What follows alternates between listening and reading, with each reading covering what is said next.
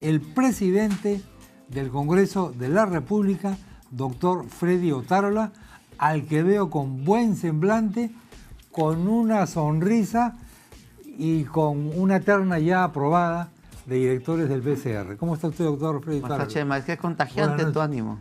Sí, ¿no? Sí, en efecto. ¿Por qué se ha logrado tener esta terna ya de los directores del banco? Ha sido un trabajo silencioso en el que planteamos un perfil que tenía que terminar con los hechos lamentables que sucedieron por errores en la selección anterior. Y bueno, pues se dio este resultado. Está propuestos el señor Eduardo Francisco González García, Drago Kisig Wagner y Gustavo Adolfo Yamada Fukusaki. Se da una semana para pues el periodo de tachas, impugnaciones, qué sé yo, y en el siguiente jueves se estaría eligiendo. Quiero anunciar también que ya los partidos políticos, las bancadas, la sociedad civil han hecho llegar sus propuestas tanto para el Tribunal Constitucional cuanto para la Defensoría del Pueblo. Y puedo decir con satisfacción que en todos los casos los propuestos son de primer nivel y que cumplen con el perfil que habíamos planteado. Fue un poco injusta la prensa, bastante injusta la prensa, cuando tildó de repartija los acuerdos anteriores. No fue repartija de ninguna manera. No fue repartija. Era la expresión de la voluntad de partidos y no era un tomidaca. Simplemente creo que no se interpretó la necesidad del Perú y el sentir del pueblo. ¿Se cometieron errores? Sí. Y eso lo estamos enmendando ahora. Pero de ahí al llamar repartija, espero que en este caso no lo llamen tampoco, no, porque pues todos son profesionales competentes, de primer nivel, incuestionables. No conozco a ninguno de ellos, no tengo el honor de conocerlos y no militan en ningún partido político. Insistir ahora que hay una repartija por algún grupo que no esté de acuerdo con esto, ya me parecería un poco tirado los cabellos. ¿Todos los partidos están de acuerdo con esta terna?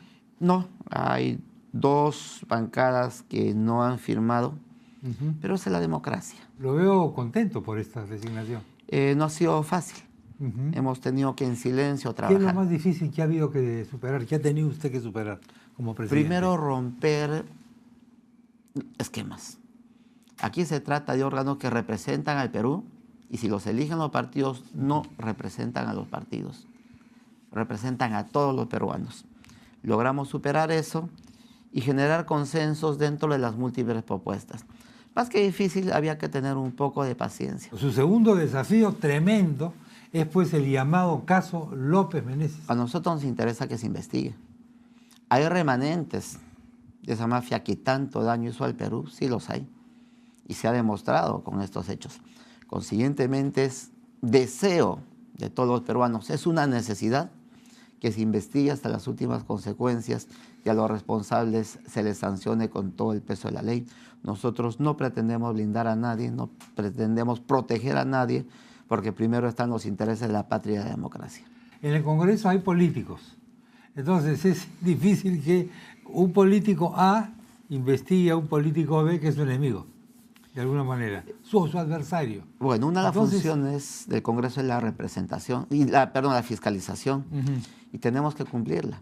Yo creo que acá, si se actúa con objetividad, si no se pone primero los intereses políticos y coyunturales y se piensa en el Perú, tenemos que descubrir la verdad para que esto nunca más vuelva a suceder. Los últimos remanentes de esa mafia tienen que ser desterrados. ¿Se le pasó la mano al presidente con ese calificativo sobre la policía, oiga? Él no califica a la policía, no la calificó así, a algunos malos policías. Entonces, ¿quiénes son ellos? ¿A quiénes le cae el calificativo?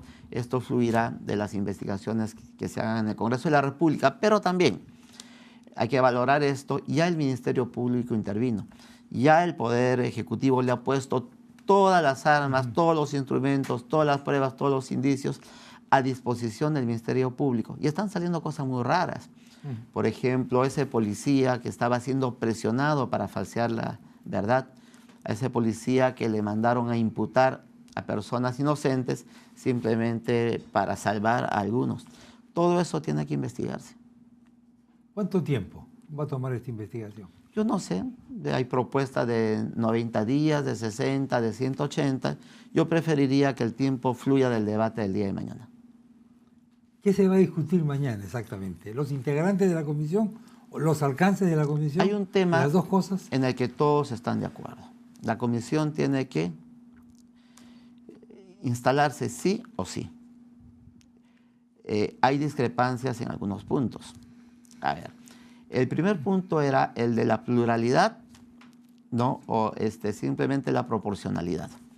El reglamento del Congreso, que es ley orgánica, dice que en la elección de comisiones se opta por la proporcionalidad. Eso implicaba que Gana Perú tenga 2, el Fujimorismo 2 miembros y hasta donde alcance 1. Gana Perú ha renunciado, y creo que el Fujimorismo también, a la proporcionalidad, y han optado por la pluralidad. Eso quiere decir 1 por bancada. Y ahí surge otro inconveniente. El reglamento del Congreso, que insisto es ley orgánica, dice que las comisiones investigadoras tienen que estar conformadas por no más de 7 miembros. Es una ley orgánica y son 8 bancadas. ¿Quién no tenía que estar? Renuncia el PPC. No tenía que estar el APRA de acuerdo a la proporcionalidad. Y ese fue el entrampamiento.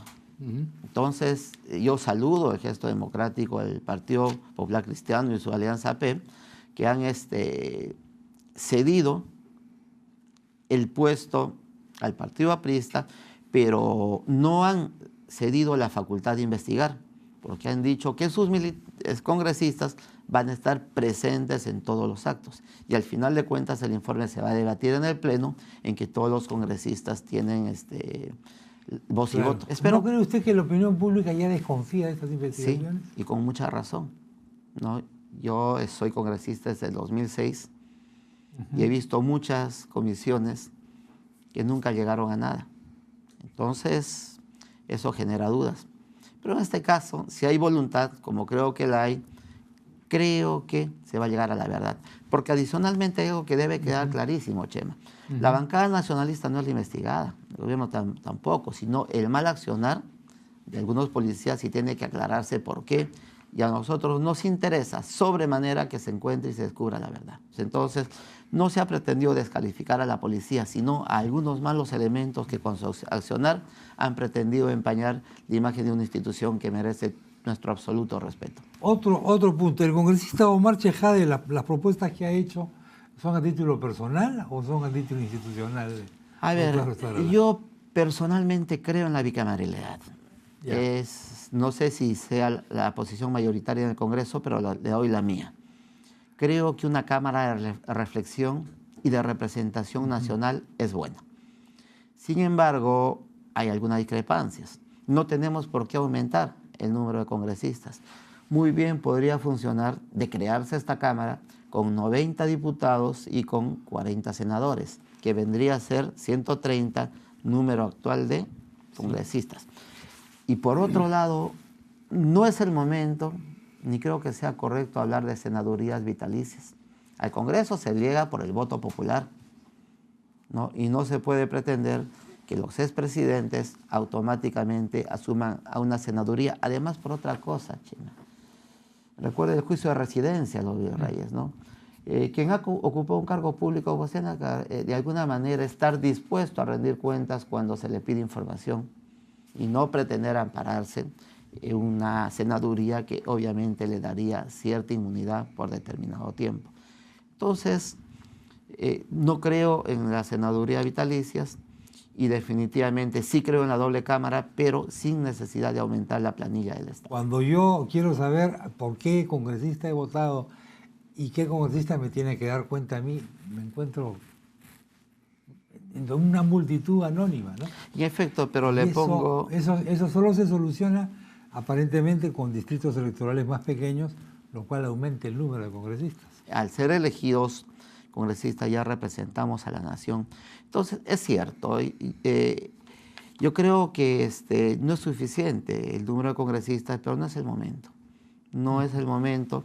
Y si queremos crear una cámara de reflexión, de repensar, ¿qué se está haciendo ahora, Chema? A ver, para repensar se ha creado, y para suplir al Senado se ha creado la doble votación. Se vota el día de hoy y se debe votar la próxima semana por la misma Cámara para una semana de reflexión. Sin embargo, el 99% de los casos, luego de votar, se exonera al momento. Sí, pues. Echa la ley, echa la trampa. Claro. Y a veces se van algunas leyes, pues, algunas leyes salen mal. Entonces, creo sí que el Senado consolidaría el Congreso de la República, consolidaría la representación y por lo tanto la democracia. ¿Usted preferiría ser diputado o senador, si ese fuese el caso? Sería especular. Nosotros estaremos donde el partido decida que estemos. Es una respuesta de militante la que me da usted, o de diplomático. Qué duro es ser presidente del Congreso. Usted no puede refaccionar su casa, señor. Se me ha presentado como una construcción, es una simple refacción, pintura, cambio de algunos pisos, que no requieren licencia. En todo caso, bueno, más la política. Y hoy día, por ejemplo, en un medio nacional me han sacado una carátula diciéndome que estaría comprometido con el caso López Meneses porque supuestamente mi teléfono ha recibido algunas llamadas.